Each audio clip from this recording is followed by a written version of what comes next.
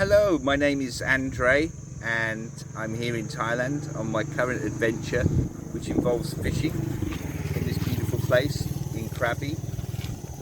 But my most exciting adventure, I think, was a long time ago when I was about 23, and we went to Austria and we went canoeing down the lakes, the rivers that come from the glacier. And it was very exciting because it was what they call white water, grade 4 rapids, which is extremely risky and big water. And so, it was incredibly exciting because we weren't really qualified to canoe that well. That was incredible, most exciting time. And Austria is a beautiful country as well. Apart from that, I spent sometimes 6 months in South Africa and saw Johannesburg and Cape Town and Durban, because I worked for South African Airways and we flew to different places. And South Africa was very wonderful. We went to some national park near Johannesburg where they had caves that had images from 10,000 years ago, and the whole terrain was amazing. That was a beautiful place. And of course they had all the wild animals, lions, cheetahs, leopards, elephants, amazing. So that was South Africa. Where else have I been? Spent some time, it was quite exciting, but not my kind of deal, in Los Angeles. What else?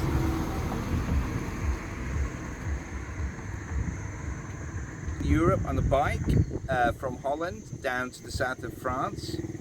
Great to see all the European countries and the Alps. Where else? Oh yes, Cambodia. Cambodia was a great place to go because it's kind of like Thailand but not so controlled. It's very open there, so there's still a feeling of kind of Wild West about it, and it's quite cheap too. So that was quite interesting. Beautiful places to see, like Angkor Wat. I've been there. Where else? I think that's about it. That's my excitement. I went to the Bahamas, an island called Long Island, a few years ago, and I did some what they call bone fishing.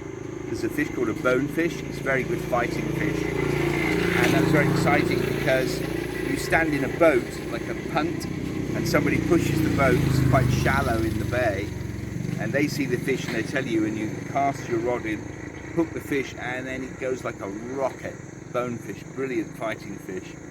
So I went there and I met some very wealthy people because it was a very quiet place. Long Island it was called, and they invited me on their boat, and we went out into the deeper water, and you can get what they call the conch or the conch shell, big shells like that, the ones they use to blow horns, and they're live, of course.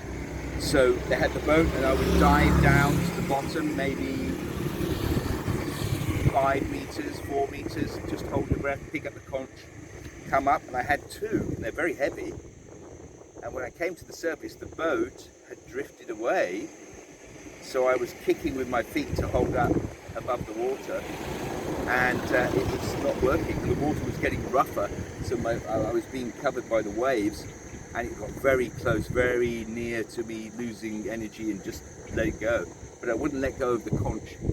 And fortunately the boat saw me and they came back and pulled me on. So that was very exciting, but very dangerous and a little bit stupid, I think, because you have to be careful at sea, especially open sea. You must take safety precaution, make sure. So if you do something exciting, make sure you take the right safety precautions as well.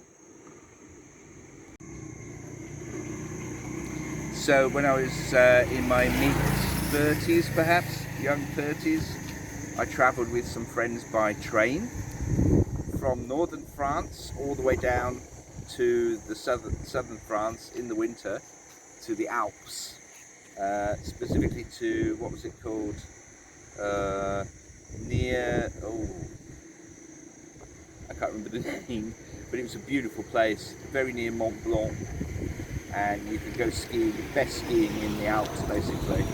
And I was a beginner, but we went down some very exciting runs, and that was very scary, because if you fall, then you just tumble.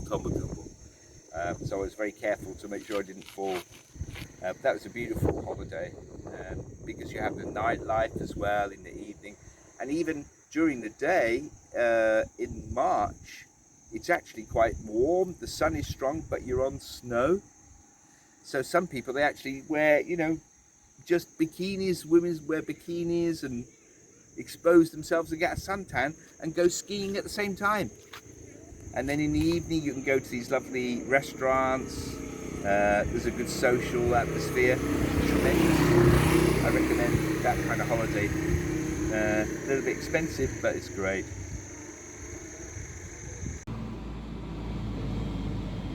So what it came up while we were talking is that what's so good about your putting these videos up for people who are interested in traveling and adventure is that when more and more people travel and they meet other people from other countries and find out that they're just the same as them, because we're all one human family in this world.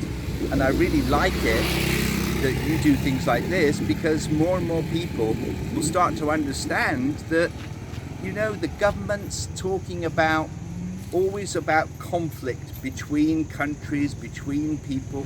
They're always feeding you bad news. But if you leave it to people as they are, they naturally help each other, collect together and learn about each other's culture. So I think it's a really good thing, basically the internet, and being used in this way so that people make the world a little bit of a more smaller place, and they're not controlled by the governments that use that separation for their own purposes. Let's face it, we can cut through all that because we're one family and we all get along naturally. So I think it's wonderful you doing this kind of thing, and I hope many more people do.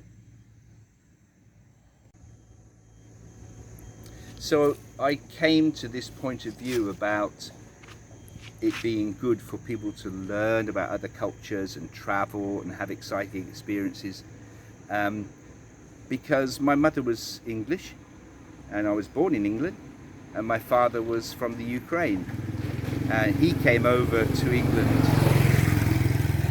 after the war, after the Second World War.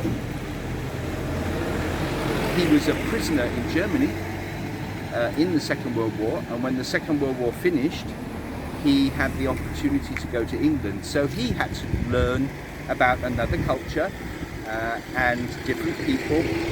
And he met my mum, and they fell in love and got married and had me and my brother. So I'm half Ukrainian, half English. So I've always had that influence of more than one culture. And because of that, you begin to become relaxed about different cultures.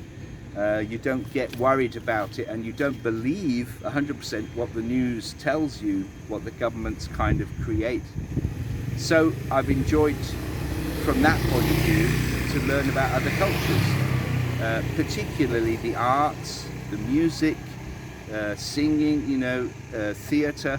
Every culture has a unique way of presenting that, and I hope that kind of coming into the same room of different cultures to express their arts happens more and more and more, until everybody can see everybody else and what they do and what is their culture.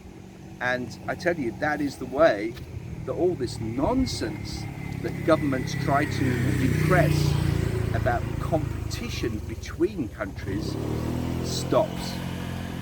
Because it takes two to tango, and no matter how much America would accuse China of doing wrong things, for example, America is just as bad, just as devious.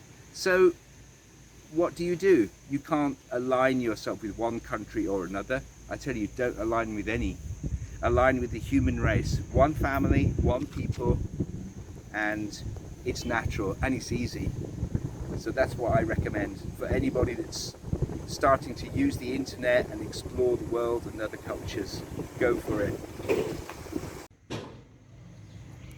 Okay, I have a story about a few years ago when I took a trip on my motorbike, a Honda CBR 600, with my friend who had a Kawasaki ZZR 600. We went to Holland on the ferry from England, from Portsmouth, and then we drove all the way down to the south of France.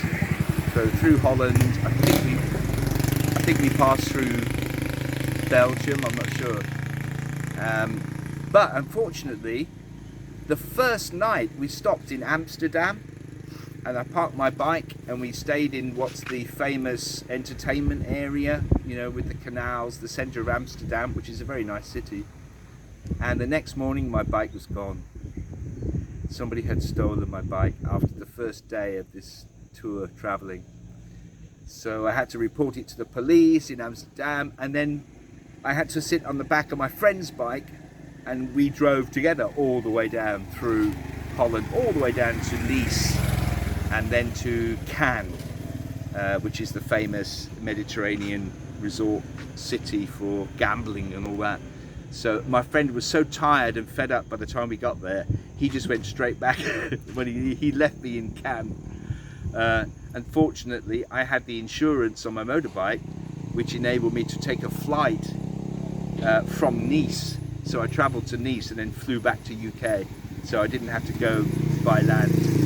So you could say that was a bit of an adventure, but it was quite unfortunate. But I did get my money back from the insurance company, so no problem. And Nice was a very nice place to visit. Nice and Cannes on the Mediterranean, very special, beautiful outdoor cafes, you know, and French style, you know, it's very natural, great food. Yeah, that was a good visit. That's a good journey.